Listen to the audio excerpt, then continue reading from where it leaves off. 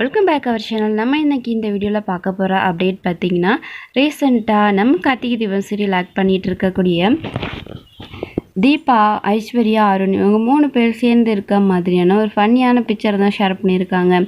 அதுக்கப்புறம் அவங்களுடைய shooting spot அப்டேட்டை இப்போது சோஷியல் மீடியாவில் ஷேர் பண்ணியிருக்காங்க.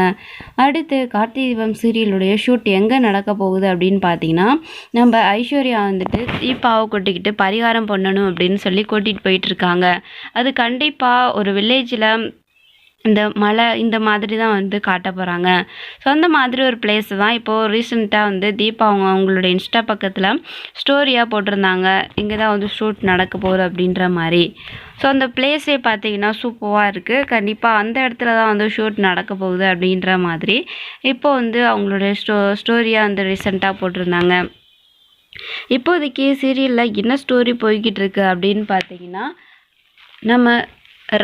நம்ம ரம்யா வந்துட்டு தீபாவை கூட்டிக்கிட்டு ஒரு போலீஸ் சாமியாரையும் ஏற்பாடு பண்ணி அவங்க மூலியமாக தீபாவை வந்து ஏதோ ஒன்று பண்ணுறதுக்கு அவங்கள வந்து கூட்டிகிட்டு போயிட்டுருக்காங்க. கார்த்திகிட்டேருந்து எப்படியாவது நிரந்தரமாக பிரிக்கிறதுக்காக நம்ம தீபாவை ரம்யா வந்து கூட்டிகிட்டு போயிட்டுருக்காங்க. பட் ரம்யாவை தீபா வந்து தன்னோட தோழி வந்து சொல்லுறாளே அப்படின்னு சொல்லிட்டு அவங்க கூட அவங்கள நம்பி வந்து கிளம்புறாங்க. ஆனால் ரம்யா எப்படிப்பட்டவங்க அப்படின்னு சொல்லிட்டு நம்ம தீபாவுக்கு தெரியல. உண்மை தெரிய வரும் பொழுது என்ன நடக்கும் அப்படிங்கிறத நம்ம வெயிட் பண்ணி தான் பார்க்கணும்.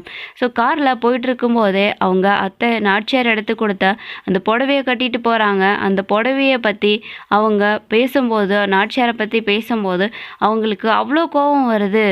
பார்த்திங்கன்னா, இந்த புடவை என் கூட நான் கட்டியிருக்கிறது புடவை மட்டும் இல்லை, என் அத்தை என் கூட இருக்க மாதிரியே இருக்குது அப்படின்னு சொல்லி பெருமையாக பேசுகிறாங்க. ஆனால் ரம்யாவுக்கு அது பிடிக்கவே இல்லை. போதும் அப்படின்ற மாதிரி ஆக்ரோஷமாக வந்து கத்துறாங்க.